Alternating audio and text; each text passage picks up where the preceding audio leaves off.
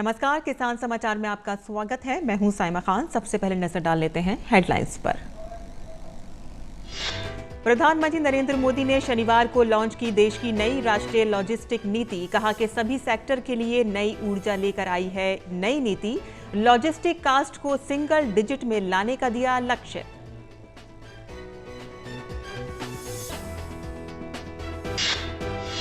उत्तर प्रदेश में कमजोर मानसून की समस्या से जूझ रहे किसानों के लिए बड़ा फैसला। सरसों और रागी का बीज निःशुल्क वितरित करेगी योगी सरकार। बीज वितरण के लिए 867 लाख रुपए अनुदान के प्रस्ताव को कैबिनेट ने किया पास। उत्तराखंड के मुख्यमंत्री पुष्कर सिंह धामी ने देहरादून में पॉक्सो अधिनियम 2012 पर राज्य स्तरीय परामर्श कार्यक्रम में लिया हिस्सा। कहा कि किसानों के चहुमुखी विकास के लिए पीएम मोदी लगातार कर रहे हैं काम। मोदी सरकार के प्रयास से किसान की आय हुई दोगुनी। केंद्रीय मंत्री नारायण राणे ने 17 सितंबर को प्रधानमंत्री के जन्मदिन पर मुंबई में कारीगरों को सशक्त बनाने के लिए 72 पीएमईजीपी इकाइयों का किया उद्घाटन। 720 पीएमईजीपी लाभार्थियों को मार्जिन मनी सब्सिडी का भी किया वितरण। कहा कि आत्मनिर्भर भारत को मजबूत करने के लिए मेक इन इंडिया हमारे संगठन का आदर्श वाक्य है। और अब समाचार विस्तार से। प्रधानमंत्री मोदी ने शनिवार को देश की नई राष्ट्रीय लॉजिस्टिक नीति लॉन्च की और कहा कि ये सभी सेक्टर के लिए नई ऊर्जा लेकर आई है। पीएम ने इस सेक्टर से जुड़े लोगों को लॉजिस्टिक कास्ट को सिंगल डिजिट में लाने का लक्ष्य दिया। देश बदल रहा है जी। एक समय था हम कबूतर उड़ा छोड़ते थे, आज चिता छोड़ते हैं। ऐसे ही थोड़ा होता है।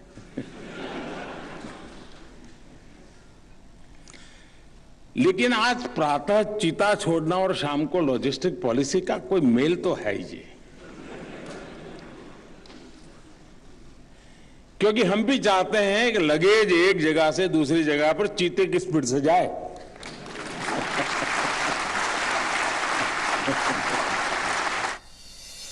देश ने लॉजिस्टिक्स की लागत को कम करने की दिशा में एक महत्वपूर्ण कदम उस समय उठाया जब प्रधानमंत्री नरेंद्र मोदी ने राष्ट्रीय लॉजिस्टिक्स नीति का शुभारंभ किया। पीएम द्वारा लॉन्च ये नीति आर्थिक विकास के सफर को आगे ले जाने में अहम भूमिका निभाएगी। पीएम मोदी ने इस नीति को विकसित भारत के निर्माण की दिशा में महत्वपूर्ण कदम करार दिया। लास्ट माइल डिलीवरी तेजी से हो, ट्रांसपोर्ट से जुड़ी चुनौतियां समाप्त हो, हमारे मैन्युफैक्चरर्स का, हमारे उद्योगों का समय और पैसा दोनों बचे। उसी प्रकार से हमारा जो एग्रो प्रोडक्ट है, विलंब के कारण उसकी जो बर्बादी होती है, उससे हम कैसे मुक्ति प्राप्त करें, इन सारे विषयों का समाधान खोजने का एक निरंतर प्रयास चला है और उसी का एक स्वरूप है आज नेशनल लॉजिस्टिक पॉलिसी। गौरतलब है कि अन्य विकसित अर्थव्यवस्थाओं की तुलना में देश में लॉजिस्टिक्स की ज्यादा लागत को देखते हुए एक राष्ट्रीय लॉजिस्टिक्स नीति की जरूरत महसूस की गई। इस नीति का बुनियादी लक्ष्य लॉजिस्टिक्स लागत को कम करना है ताकि घरेलू और निर्यात दोनों ही बाजारों में भारतीय वस्तुओं की प्रतिस्पर्धा में सुधार सुनिश्चित किया जा सके। 13-14% की लॉजिस्टिक कॉस्ट के लेवल को हमें जल्द से जल्द हम सब ने मिल करके उसको सिंगल डिजिट में लाने का लक्ष्य रखना ही चाहिए। अगर हमें ग्लोबली कॉम्पिटिटिव होना है तो ये एक प्रकार से लो हैंगिंग फ्रूट है जी। हमारे एफर्ट्स मात्र से, एफिशिएंसी मात्र से, कुछ नियमों का पालन करने मात्र से हम 13-14% से सिंगल डिजिट में आ सकते हैं।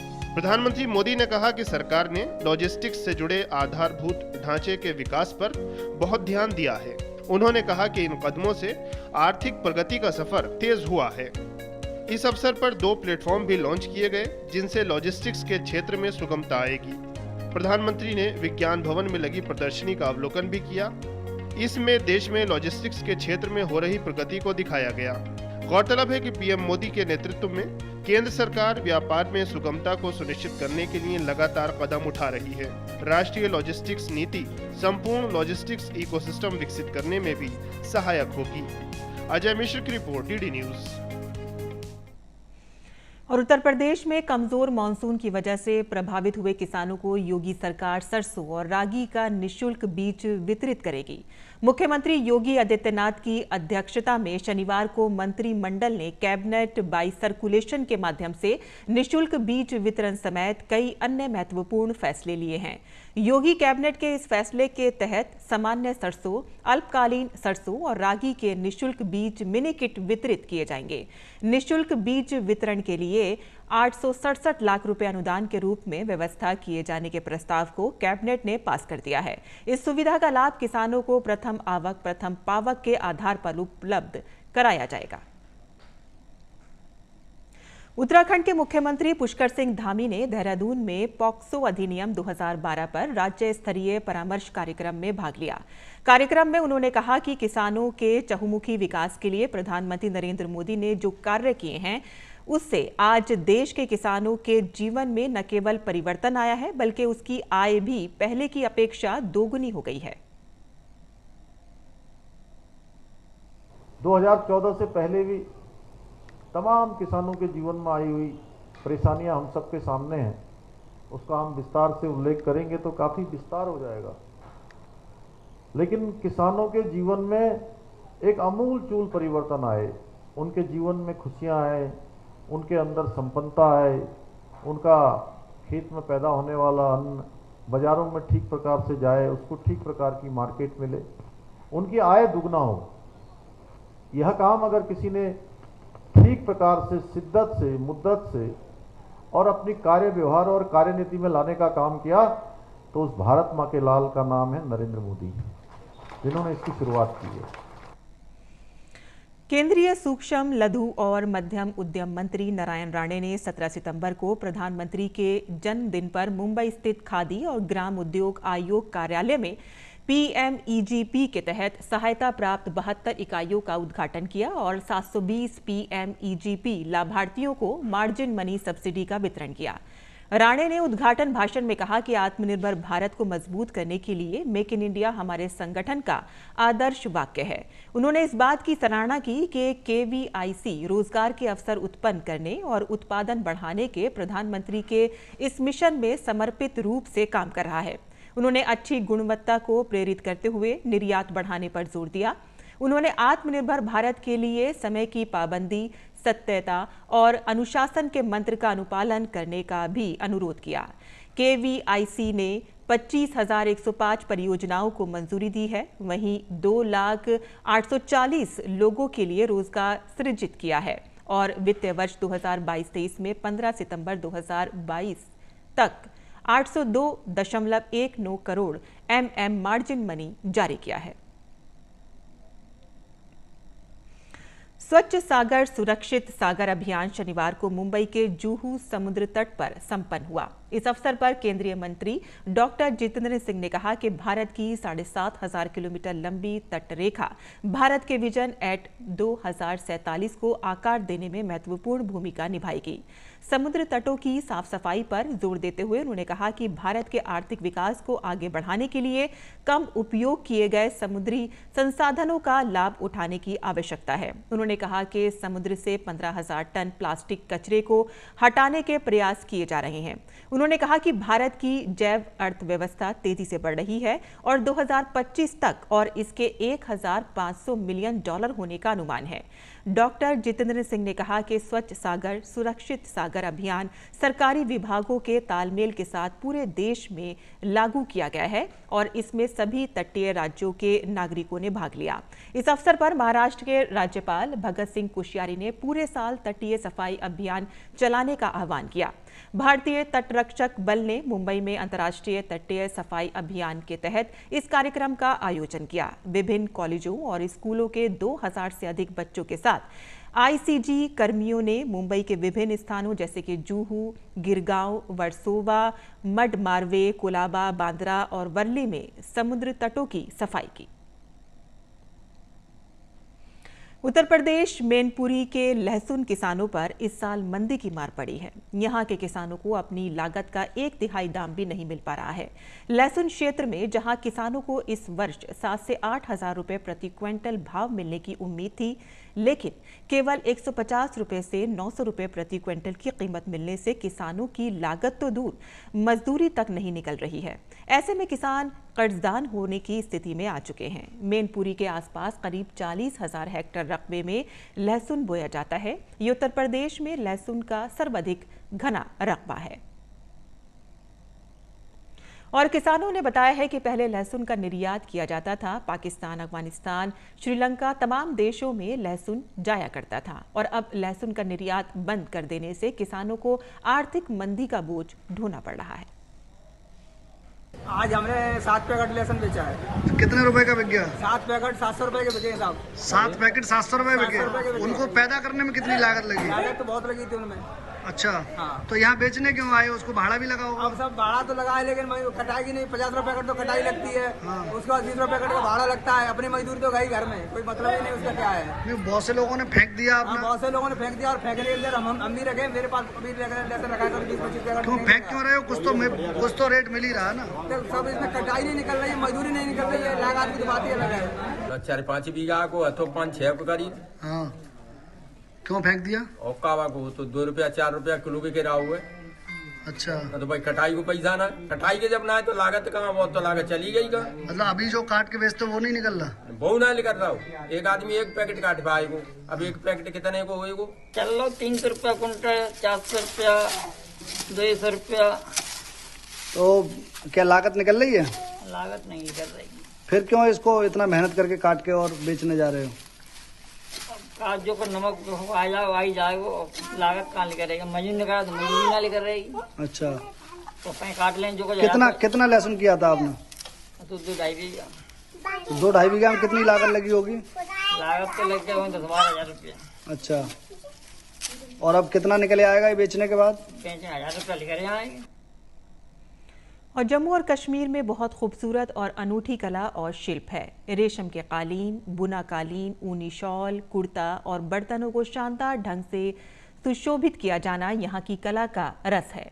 श्रीनगर में कश्मीर की कला को बचाने के लिए एक वर्कशॉप का आयोजन किया गया। इस वर्कशॉप में कई कारीगरों ने भाग लिया।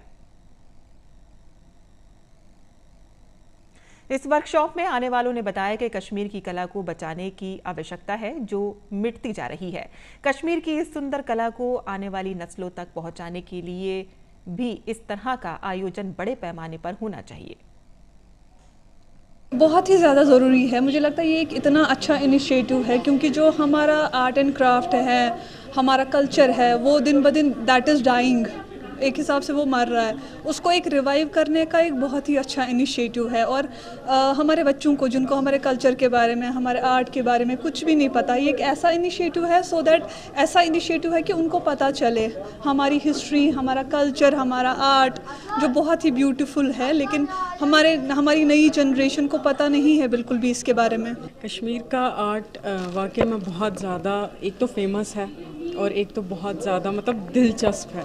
जब जो कश्मीरी वर्क जैसे मैंने अभी ये शॉपिंग की है, इस पे कश्मीरी वर्क है, तो जो ये बाहर के लोग जब आके देखते हैं तो ये तो वैसे भी अट्रैक्ट करता है। कल्चर कश्मीर का जो दिखा रहे हैं बहुत अच्छा है। मैं मानती हूँ कि इसको बड़े लेवल पे और करना चाहिए और लोगों को ज़्यादा से ज़्यादा पार्टिसिपेट करना चाहिए। आजकल जो हम अपना जो ट्रेडिशन जो हमारे काम हैं जो अक्सर देखा जाता है कि वो गुमनामी की ज़िंदगी में जा रहे हैं और हेल्प फाउंडेशन ने ये बेड़ा उठा रखा है कि हम इनको उस अंधेरी कोठरी से बाहर निकाल के एक खुली हवा में उनको काम करने का मौका दें ताकि उनको भी लगे कि ना उनका भी कोई कदरदान है।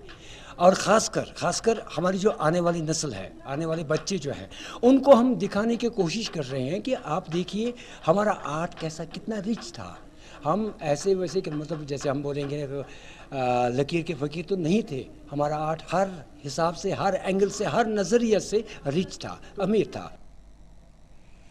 आकांक्षी जनपद कार्यक्रम भारत में क्षेत्रीय विषमता को दूर करने और आर्थिक विकास का सभी को बराबरी से फायदा पहुंचाने का केंद्र सरकार का एक महत्वपूर्ण कार्यक्रम है और इसके तहत केंद्र सरकार ने देश के पिछड़े जिलों में विकास की गति को तेज करने के उद्देश्य से कई महत्वपूर्ण पहल की हैं और इसी के तहत उत्तराखंड के उधम सिंह नगर को भी शामिल किया गया है। पिछले 4 सालों में यहाँ शुरू हुई कई विकास की योजनाओं की बदौलत अब ये जिला तेज विकास के रास्ते पर चल पड़ा है। पेश है हमारी ये रिपोर्ट।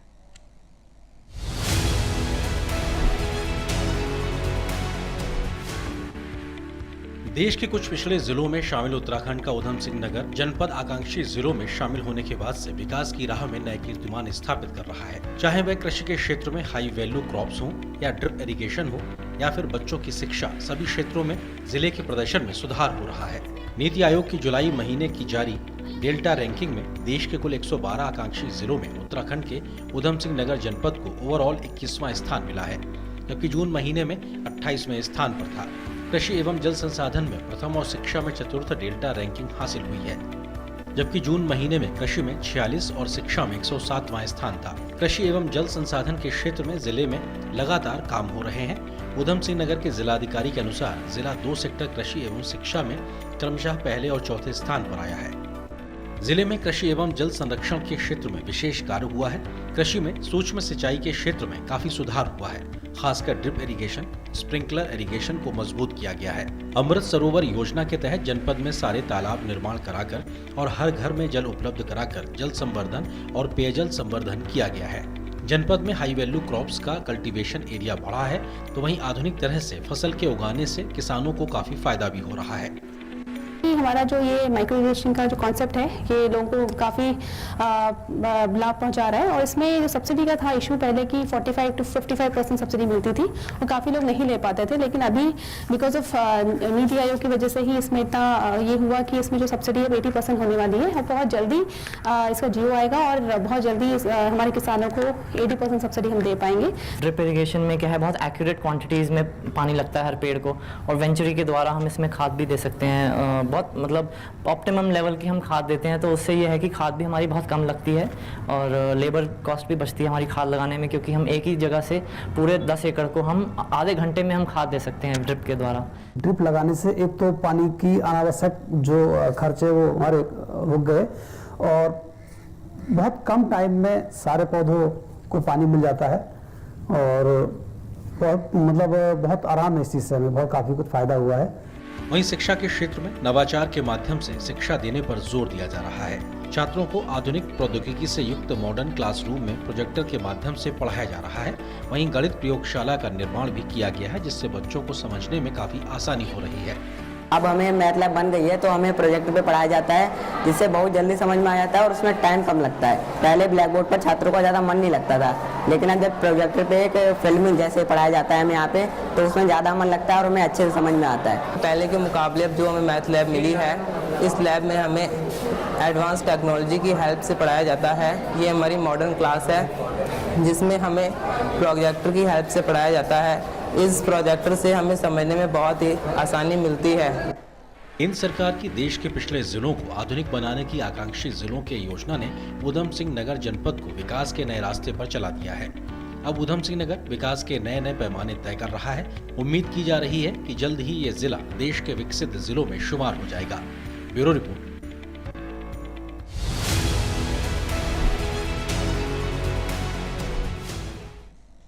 और अब बात करते हैं मंडी भाव की और आइए देखते हैं कि क्या रहा देश भर की मंडियों का भाव।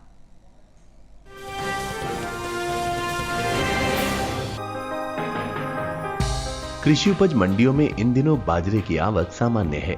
हफ्ते के आखिरी कारोबारी दिन यानी शनिवार को ज्यादातर कृषि उपज मंडियों में बाजरे के सौदे मिले जुले रुख के साथ हुए। बात इसके हाजिर भाव की करें तो एगमार्क नेट के अनुसार गुजरात की धरोल मंडी में 16 सितंबर को बाजरे का भाव रहा 1830 रुपए, जो कि 17 सितंबर को 80 रुपए टूटकर 1750 रुपए हो गया। वहीं राज्य की ही जंबूसर मंडी में 16 सितंबर को बाजरे की खरीद 1900 रुपए पर हुई, 17 सितंबर को यहाँ इसका भाव 100 रुपए की मजबूती के बाद 2000 रुपए हो गया।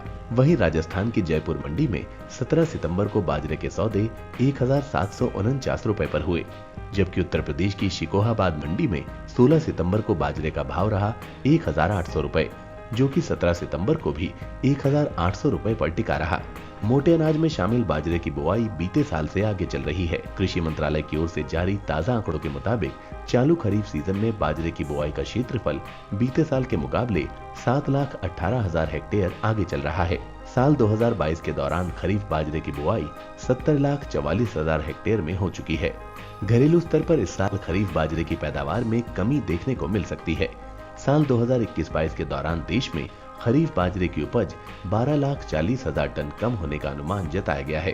कृषि मंत्रालय की ओर से 16 अगस्त को जारी चौथे अग्रिम अनुमान के मुताबिक देश में खरीफ बाजरे की पैदावार 96,20,000 टन होने का अनुमान है, जबकि बीते साल इस दौरान बाजरे की उपज 1,08,60,000 टन रही थी।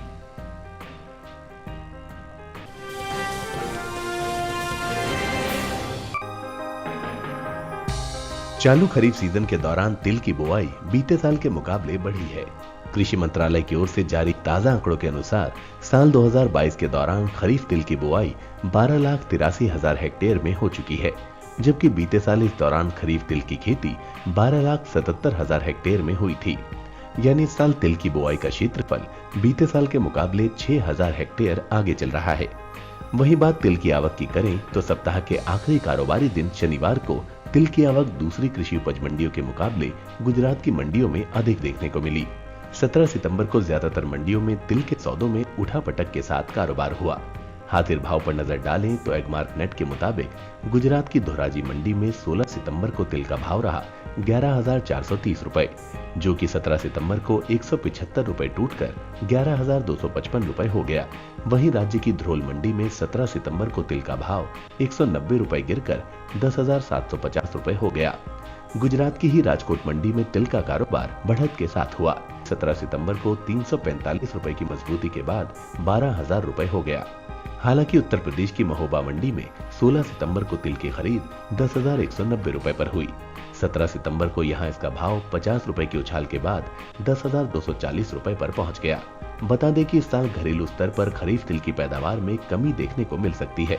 कृषि मंत्रालय की ओर से 16 अगस्त को जारी चौथे अग्रिम अनुमान के मुताबिक खरीफ तिल की उपज साल 2021-22 में 7,62,000 टन होने का अनुमान है, जबकि बीते साल इस दौरान खरीफ तिल की पैदावार 8,17,000 टन रही थी।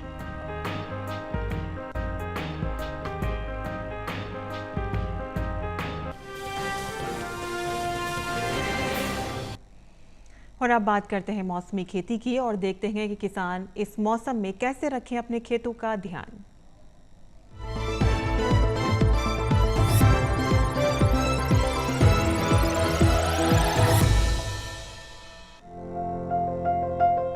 तेलंगाना में केले की रोपाई करें, वहीं मक्के के खेत से पानी की निकासी की उचित व्यवस्था कर सकते हैं। साथ ही कपास के खेत से जल निकासी का प्रबंध कर लें। किसान तिल की बुआई करते रहें। यहां लोबिया की बुआई के लिए समय उपयुक्त है। तेलंगाना में धान में कीट लगने की संभावना बनी हुई है। ऐसे में धान में कीटों से बचाव के लिए कृषि विशेषज्ञों की सलाह से कीटनाशक छिड़कें। किसान मक्के के खेत से खरपतवार निकाल लें। इसके अलावा अरहर के खेत से घास फूस निकाल सकते हैं। तेलंगाना में लाल मिर्च में कीटों से बचाव के लिए कृषि विशेषज्ञों की सलाह से कीटनाशक छिड़कें। तमिलनाडु में धान की नर्सरी तैयार करें। यहां मूंगफली की कटाई कर सकते हैं। किसान कपास की बुआई करते रहें। कपास के खेत में पर्याप्त नमी बनाए रखें। अभी टमाटर की रोपाई के लिए समय उपयुक्त है। इसके अलावा हल्दी के खेत की देखभाल करें। हल्दी में कीट लगने की संभावना बनी हुई है। ऐसे में हल्दी में कीटों से बचाव के लिए कृषि विशेषज्ञों की सलाह से कीटनाशक छिड़कें। तमिलनाडु में केले की बुआई कर सकते हैं। केले के बागों में पर्याप्त नमी बनाए रखें। वहीं लाल मिर्च की नर्सरी तैयार कर लें। यही किसान मूंग की बुआई करते रहें। साथ ही उड़द की बुआई भी कर सकते हैं।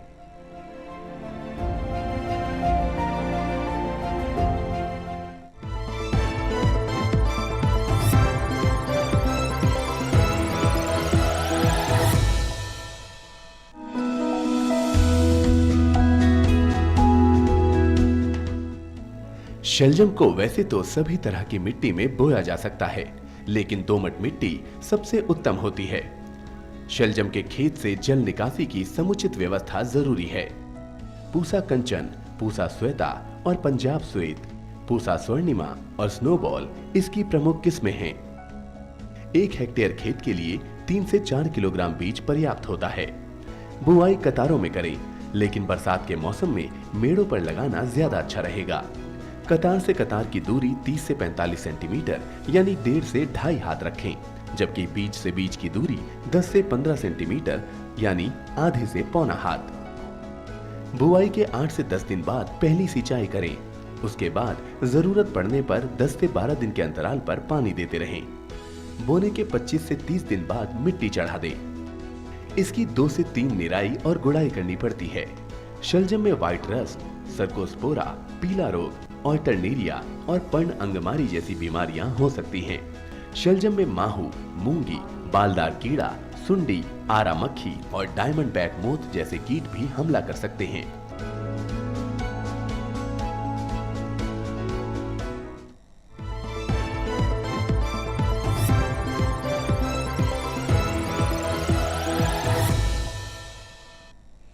और खेती किसानी से जुड़ी खबरों के बाद आइए अब नजर डाल लेते हैं खास खबरों पर।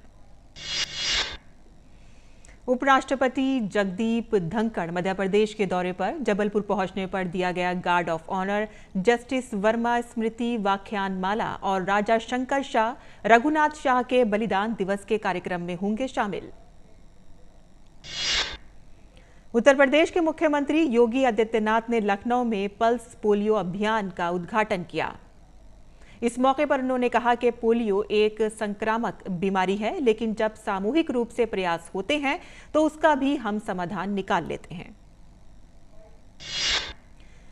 उत्तर प्रदेश की राजधानी लखनऊ में प्रदेश के 56 जिलों के लिए मॉडर्न प्रिजन वैन के फ्लैग ऑफ कार्यक्रम में उत्तर प्रदेश के सीएम योगी आदित्यनाथ ने कहा कि बेहतर कानून व्यवस्था के लिए पुलिस आधुनिकीकरण की जिस प्रक्रिया को हमने प्रारंभ किया था, उसी श्रृंखला में आज ये कार्य हुआ है। केंद्रीय गृह मंत्री अमित शाह राजधानी दिल्ली में प्रधानमंत्री Narendra Modi cross country slum दौड़ को झंडी दिखाई। इस दौड़ का आयोजन मेजर ध्यानचंद नेशनल स्टेडियम से इंडिया गेट तक किया गया।